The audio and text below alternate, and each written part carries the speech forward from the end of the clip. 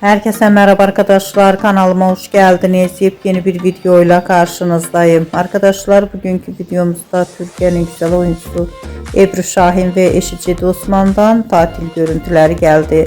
Ben de bu görüntüleri sizler için YouTube kanalımda video halinde sunuyorum arkadaşlar. Umarım beğenirsiniz. Videomu beğendiyseniz kanalımı izlemeyi ve bildirim butonuna basmayı unutmayın. Şimdilik benden bu kadar olsun. Yeni videomuzda görüşmek üzere. Hoşça kalın.